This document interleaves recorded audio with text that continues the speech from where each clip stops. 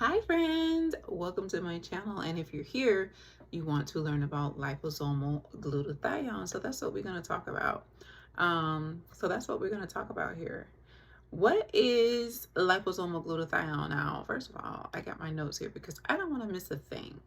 Okay, I want to make sure that you get everything that you need. I took my time and I did a nice little outline for this video, and we're going to make sure we cover everything that we need so that you can make the best decision for yourself in your situation, right?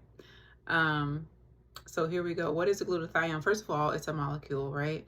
It's the most important antioxidant in the body, and it's different from the other antioxidants, right? Because you have to actually eat those to get it. But this antioxidant is actually found in the body, and it's made in your liver.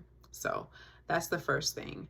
Now, it also assists with detoxification, and it consists of three types of amino acids, which are glutamate, glycine, and cysteine. Now, what does liposomal glutathione do for your body? Now, first of all, let me say this, okay? I was diagnosed with breast cancer in the year of 2020. Actually, today actually marks the 3-year mark since I had my double mastectomy. I mean, my bilateral mastectomy. I said a double mastectomy. My bilateral mastectomy. So I'm grateful that I am still here. A lot of people don't make it, so I am extremely grateful to be here and to be sharing this information with you. But I was diagnosed with breast cancer, and ever since then, I've kind of been on a quest of maintaining health. And on this journey, I just learn as much as I can learn. I've been reading several books, started a TikTok or whatever. And I came across the book Mitochondrial Dysfunction. Now, in this book, he explains the mitochondria, and the process is it's very complex. It's a very complex process, and I had to actually slow down reading the dang on book because I wanted to make sure that I understood the process and like how we break down glucose and how the mitochondria uses that. So I really wanted to understand, or have a basic understanding of how the mitochondria actually works and the processes, right? That happen in the body in order for your body to even produce energy, right? So I had to learn about that, and I have to say it's absolutely a freaking amazing. Okay, the process is amazing. Okay, and after learning about the human body, there has to be a God, because the human body is absolutely amazing. And ever since I've been studying anatomy and physiology, I've become obsessed with the human body. It's literally amazing. Now, I can talk for days about the human body, but let me get back to this liposomal glutathione. But that is kind of like the backstory of how I came to learn about liposomal glutathione. It's because of the book. It'll be linked in the description where you can get it from my Amazon store, but it's called Mitochondrial Dysfunction, and it's an amazing book. But now I'm at the part where he's listing all of the things that you need to take to pretty much, or not you need to take, but he's listing things that you could take to strengthen your mitochondria. And the liposomal glutathione was the first one. When I started looking into it, I was like, oh my gosh, this is amazing. And I bought it and I started taking it. But listen, here are some of the benefits, okay? It's anti-aging, reduces inflammation, DNA synthesis and repair.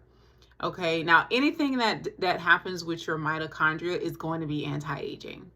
Okay, eating foods for mitochondrial health will be anti-aging. Okay, because it reduces free radicals, right? It's a major antioxidant. It's coined the mother of all antioxidants, right? So it's going to be anti-aging. So those people who want to like keep your skins on fleek, and that's what the kids say. Keep it on fleek. I want to stay on fleek. My face card never declines. You know what these kids are saying these days. So it's DNA synthesis and repair. Absorbs free radicals. when you learn about the electron transport chain and how these electrons, they kind of get out of the first complex, right? And then they it's like oxygen, and then it causes free radicals in the body. And when I learned that, I was like, oh my God, I should teach anatomy and physiology, okay? Because I was so amazed at how beautiful the process is. So complex, but it's so necessary, right? And we take those very small things for granted, but I don't anymore because it's amazing. So absorbs free radicals, regenerates vitamin C and E, transports mercury out of the brain. Mercury, okay? Assists with apoptosis. Now, as a cancer survivor, if in your body apoptosis isn't happening,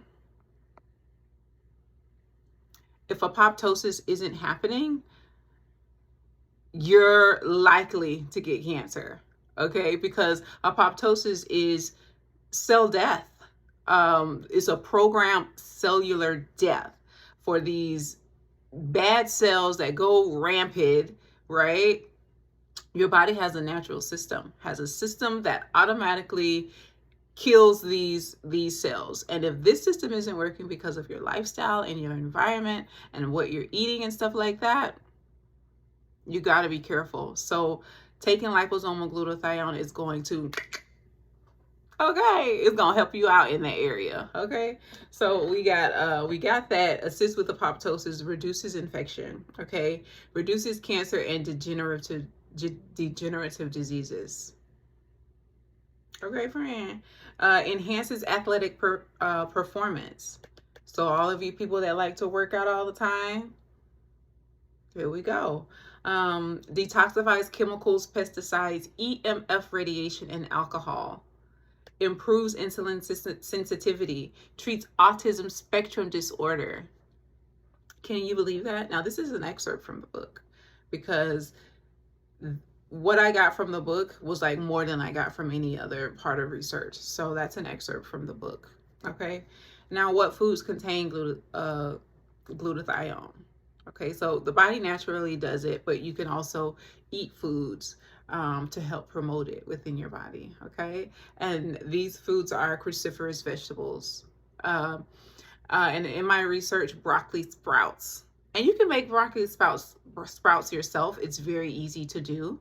You can do that yourself. Brussels sprouts, cauliflower, kale, the allium vegetables, which are the garlic, shallots, and onions, okay? And I actually was taking garlic capsules. And I stopped. So I might start taking them again just to get all of it. Okay, I want all of the liposomal glutathione. Now, onions. Now, the allium vegetables, they're rich in sulfur. That's why they're good, because they can raise the glutathione through the amino acid cysteine. And like I said earlier, that the liposomal glutathione consists of 3 amino acids, and cysteine is one of them. So there we have that. Now, supplementation, right? What supplements? Now, you could take selenium. Now, you can eat Brazil nuts, right? And get your selenium that way. But don't overdose on them. 2 or 3 a day at the most. You don't want too much selenium, because then you'll have another problem, okay? And you don't want to cause another problem because you're like overloading on supplements, right? So you want to do everything in balance to maintain homeostasis within the body. Milk thistle. And obviously, right, because liposomal glutathione, like I stated earlier, is produced in the liver. Okay, so milk thistle is really good for the liver. And curcumin. All right, now there's N-acetylcysteine. You can take that as a supplement. It is a direct precursor of glutathione, and there is a very obvious color change. My phone died, so I had to use my son's, and the lighting outside changed. So don't be alarmed. That's expensive. Now you have the folate B vitamin, also boosts the natural production of glutathione. And here's another one, whey protein. Whey protein is another one, but I do know some people may be sensitive to whey, so hey, I just gave you a list of other ones that you can take as well. Okay, friend. All right, so we got to get it in there. Vitamin C. Now, the liposomal glutathione that I'm taking, it actually has vitamin C in it. And also, if you stay tuned, I'm actually going to be showing you how to make the liposomal glutathione. So yes, friend, we're going to make it ourselves. Why? Because we want to save money by any means necessary. At least I do anyways. So vitamin C, it renews the glutathione back to its active form. Now, according to the book that I read, 500 milligrams of the vitamin C for 13 weeks would increase intracellular glutathione by 18 to 47%. Vitamin C alone. Okay, now don't go on get no emergency now. Don't go and get no emergency. That is not the vitamin C you want to be taking. I like to take, I get the acerola cherry powder, and everything that I mentioned here is going to be listed in my, the description box. So you can just click it and get it from my Amazon store. Now I take acerola cherry because I kind of like things all together, right? Because I believe that when you get something and it's from the natural fruit and you get it from something, it has everything that it needs for your body. Like everything works together. So that's how I like to get my vitamin C. Acerola cherry has a very high vitamin C content, so that's how I get mine. I just add it to smoothies or teas or whatever. That's what I do. But on top of that, I also eat a lot of fruit. So hey, it's in there. Now, liposomal glutathione. Now, there are methods that you can take that aren't liposomal, okay? But glutathione can break down very quickly in the stomach.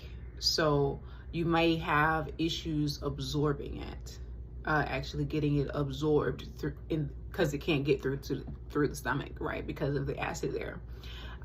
So when you wrap it in fat with the liposome, should I say, it can get through, right? It gets through to your duodenum, your small intestines for absorption, because it's kind of like tricking the body, making it think that it's a fat, and fats don't break down in the stomach.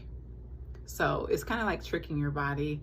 But liposomal glutathione is the best form or supplement to take, because you can get it absorbed as a liposome. Make sure I'm not missing anything, but yeah, people actually get shots too. You can get a shot. Yeah, you could do that too. I read that. Now, I did come across some research that stated that sometimes there can be some issues for certain people in which they can get like headaches, anxiety, irritabilities, or muscle pain from taking liposomal glutathione. So I want you to be aware that that is something that you can do. Now, keep in mind that liposomal glutathione, it is a detoxifier. So sometimes you can confuse these issues with a part of the healing crisis, right?